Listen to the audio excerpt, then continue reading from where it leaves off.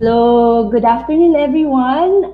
This is Marjorie. You can call me Marge. So, welcome to our captivating live show. So, we have been talking about this book called Captivating by John and Stacy Eldridge.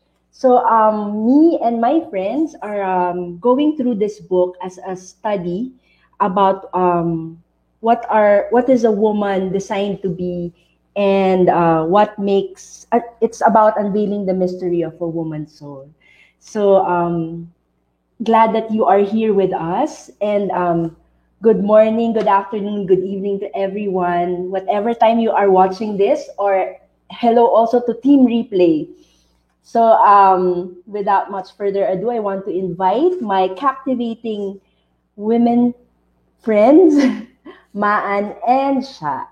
Do I want to invite my meeting? Hello. Hi. Hello, Sha Hi, and Maan. guys. Hi, Hi, Marge. Hi, Sha. And hi to those who are listening right now or watching, and all those who watch via replay. Yes. Oo nga, sanay na si Marge. Hello to Team Replay. Ganun. Ganun. So how have you been the past, the last time we saw each other? Was that my birthday? Yes, I think it Kumusta was your naman? birthday, man. So, it's almost a month. Mm-hmm. Ako, I've been well. Yeah, a month. I'm really grateful for parang the turnarounds that God has done in my life. Alam niyo naman yung mga iniyak ko dati. Ngayon, sweet na siya. And then, I'm also grateful for that God really, He really led me and guided me all throughout this difficult year. Kumbaga, it has been really a blessed year pa nga eh. So, I'm all thanks to God talaga. Mm-hmm. Kayo, kamusta? Thank you for that. Sha, how about you? Well, I'm feeling peaceful these days.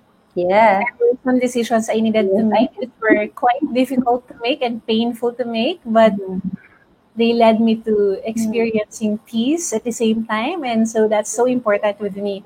And also today is a very special day because it's the birthday of my mama. So happy birthday to my mama in heaven. She's 65 now. We will pray for her. Happy birthday, Mama. Thank you. Happy birthday, Tita. What's How her name about again, Tita? Crispa. Crispa. Do you want So to she was greet the one those who are with us? Yeah. What's Meron that ba tayong, like, people in the house? I can't see it eh. So, maybe meron ba who are with us right now?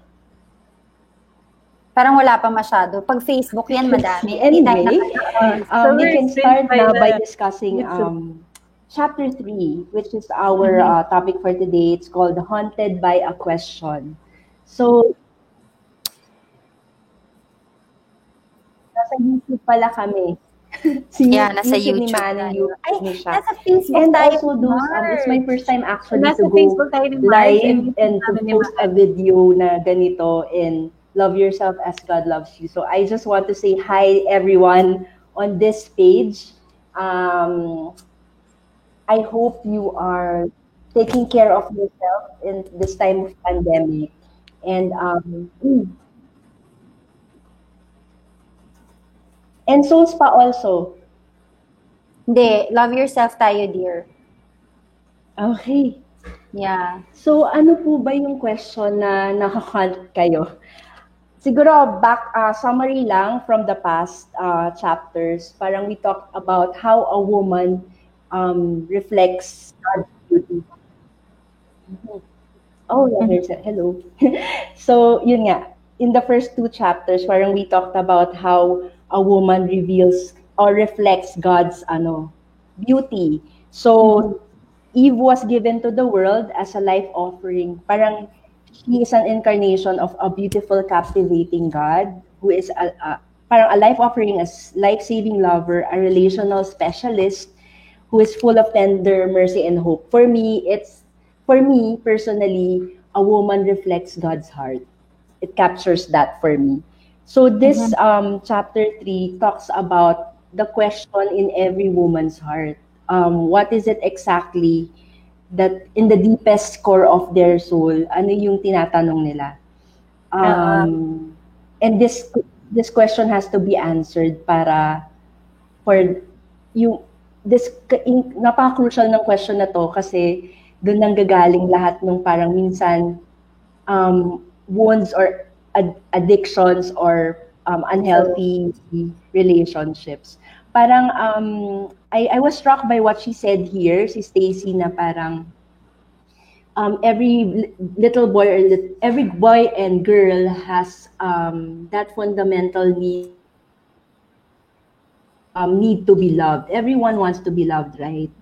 But this is expressed in different ways. Parang we have men and women have different questions they want answered. For men, it's do I have what it takes? Because they reflect the strength of God. So do I have what it takes to do these things? That's why when they were younger, parang ang playtime nila is superhero, parang save someone or save the girl, or parang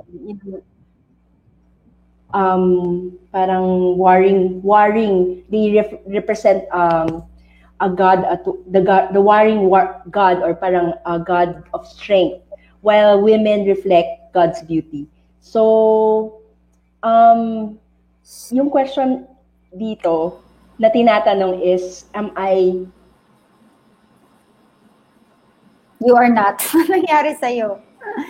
Nangyari sa'yo? Okay. Kanina hindi ko rin marinig si Marge. Ay, sorry. Hello, can you hear me? Yan, a whole lot Yeah. better. May mali din sa phone ko kanina, sa laptop ko kanina. Connection ko. May nag-e-echo, ano? Bakit kaya? Oo nga eh. Live ba tayo? Yes, naka-live tayo. So, technical difficulties lang, mga friends. Yes, sir. So, nasagot na ba tong question niya sa inyo? Kasi ako, nung time na yun, okay lang ba mag-Tagalog? Kasi I feel na Yes. yung mga ano nyo, baka Okay lang English mag-Tagalog. Translate na lang ni siya ulit.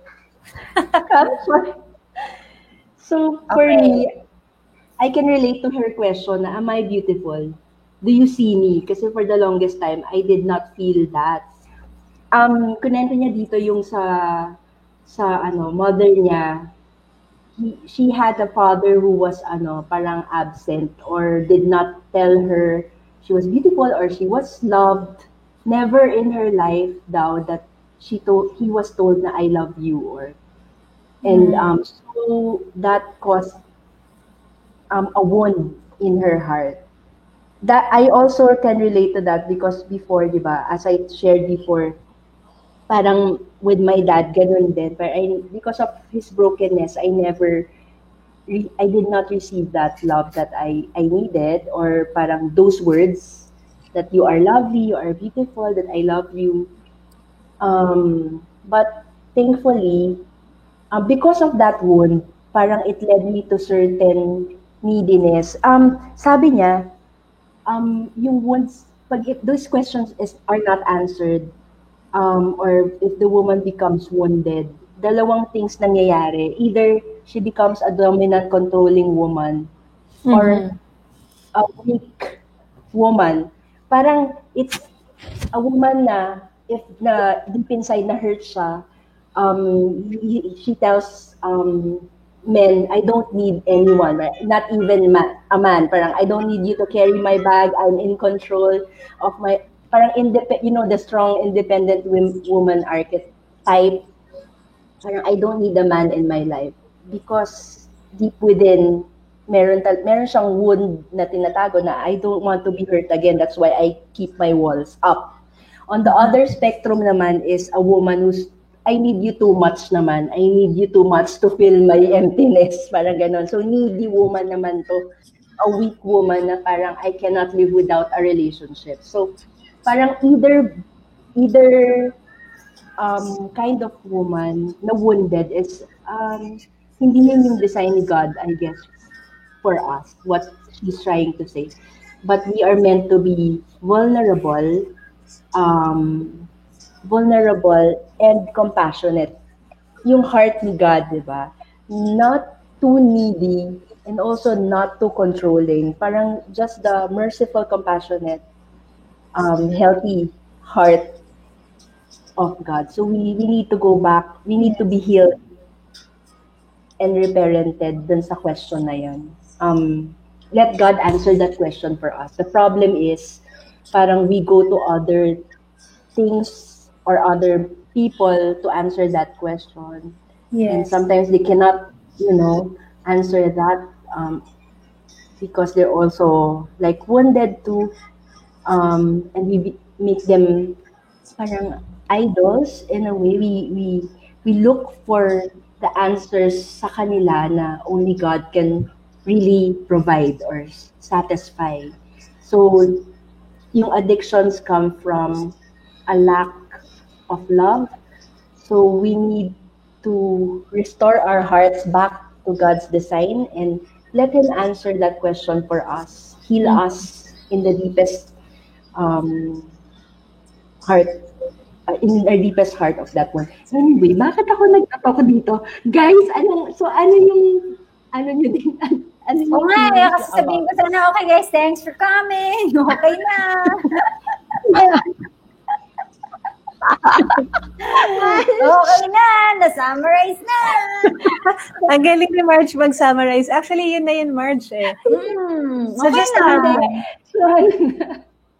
just to add What lang. do you So, think? so the Parang number did one, you also have that question? yeah. So just to echo lang what Marge said. Naglalag ka? The number one question of a little girl is, am I lovely, diba? Tapos sa little boy naman, ang kanyang number one question, according to the book, is, do I have what it takes?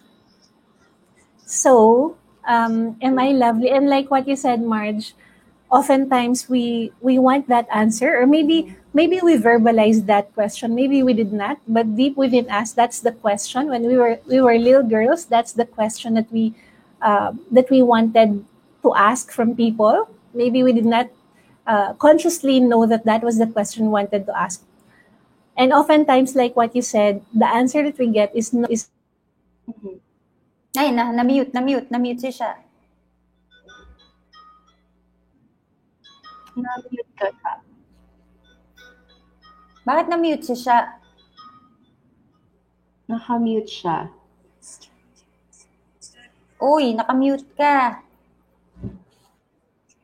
Naka-mute ka. Yun. Siya.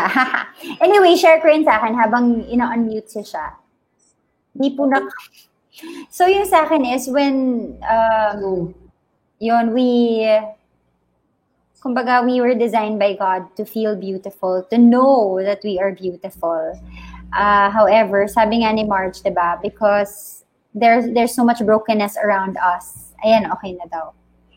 Because there's so much brokenness around us, that question, am I lovely, is answered in a way that is not reflecting the truth. So I was reminded of Doug Kramer. Kumbaga, the way he treats his daughters, na sabi niya, I want to treat them so well that I will be their standard when it comes the time they will choose the man for them. So I feel that that's the role of every father, that they will treat their daughters really as princesses, their wives as queens. And so every little girl will have that kind of peg, which is based on truth. And I know a lot of people do not have that. Therefore, tama yung sinasabi ni Marge na we have to go to God talaga.